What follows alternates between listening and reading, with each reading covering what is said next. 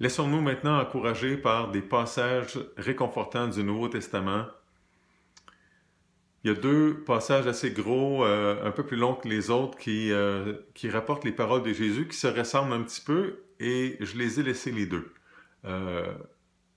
Une portion de Matthieu, une portion de Luc, et j'estime que si Dieu a jugé bon de les mettre deux fois dans le Nouveau Testament, c'est bon pour nous de les entendre deux fois. Alors on y va. Dans Matthieu 6, les versets 25 à 34, c'est Jésus qui parle et il dit « C'est pourquoi je vous dis, ne vous inquiétez pas pour votre vie de ce que vous mangerez, ni pour votre corps de quoi vous serez vêtus.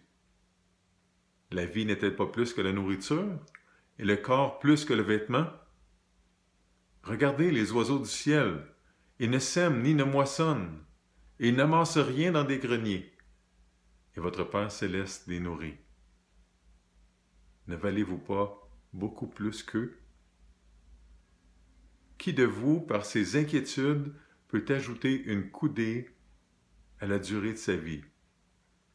Et pourquoi vous inquiétez au sujet du vêtement? Considérez comment croissent les lys des champs. Ils ne travaillent ni ne filent, cependant je vous dis que Salomon même, dans toute sa gloire, n'a pas été vêtu comme l'un d'eux. Si Dieu revêt ainsi l'herbe des champs, qui existe aujourd'hui et qui demain sera jetée au four, ne vous vêtira-t-il pas à plus forte raison, gens de peu de foi? Ne vous inquiétez donc point et ne dites pas que mangerons-nous, que boirons-nous, de quoi serons-nous vêtus? Car toutes ces choses, ce sont les païens qui les recherchent. Votre Père céleste sait que vous en avez besoin. Cherchez premièrement le royaume et la justice de Dieu, et toutes ces choses vous seront données par-dessus. Ne vous inquiétez donc pas du lendemain, car le lendemain aura soin de lui-même.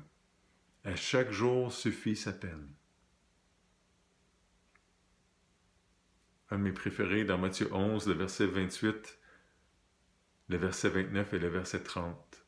« Venez à moi, vous tous qui êtes fatigués et chargés, et je vous donnerai du repos. Prenez mon joug sur vous et recevez mes instructions, car je suis doux et humble de cœur, et vous trouverez le repos pour vos âmes, car mon joug est doux et mon fardeau léger. » C'est Jésus qui parle. Dans Matthieu 28, au verset 20, le Seigneur Jésus ressuscité dit « Et voici, je suis avec vous tous les jours jusqu'à la fin du monde. » Dans Luc 12, les versets 22 à 34, Jésus dit ensuite à ses disciples « C'est pourquoi je vous dis, ne vous inquiétez pas pour votre vie de ce que vous mangerez, ni pour votre corps de quoi vous serez vêtus. La vie est plus que la nourriture et le corps plus que le vêtement. Considérez les corbeaux. Ils ne sèment ni ne moissonnent, ils n'ont ni cellier ni grenier, et Dieu les nourrit. Combien ne valez-vous pas plus que les oiseaux? Qui de vous, par ses inquiétudes, peut ajouter une coudée à la durée de sa vie? Si donc vous ne pouvez pas même la moindre chose, pourquoi vous inquiétez-vous du reste? Considérez comment croissent les lys. Ils ne travaillent ni ne filent. Cependant, je vous dis que Salomon même, dans toute sa gloire, n'a pas été vêtu comme l'un d'eux. Si Dieu revêt ainsi l'herbe qui est aujourd'hui dans les champs et qui demain sera jetée au four, à combien plus forte raison ne vous vêtira-t-il pas, gens de peu de foi? Et vous, ne cherchez pas ce que vous mangerez, ce que vous boirez, et ne soyez pas inquiets. Car toutes ces choses sont les païens du monde qui les recherchent. Votre Père sait que vous en avez besoin. Cherchez plutôt le royaume de Dieu, et toutes ces choses vous seront données par-dessus.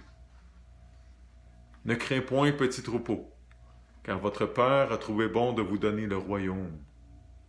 Vendez ce que vous possédez et donnez-le à l'aumône.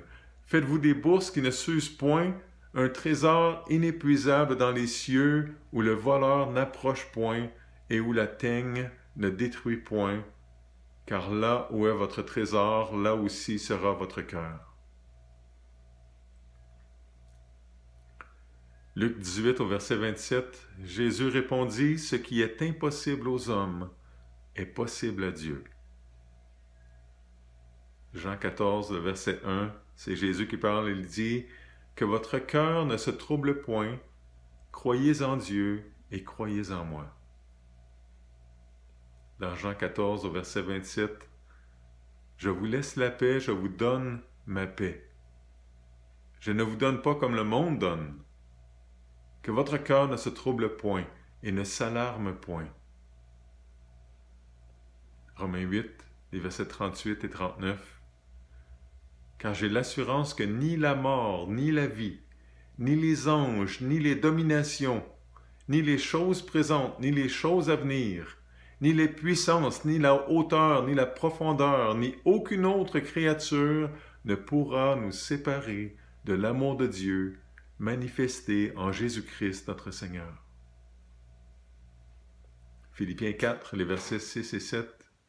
« Ne vous inquiétez de rien, mais en toute chose, faites connaître vos besoins à Dieu, par des prières et des supplications avec des actions de grâce. Et la paix de Dieu, qui surpasse toute intelligence, gardera vos cœurs et vos pensées en Jésus-Christ. » Colossiens 3, le verset 15.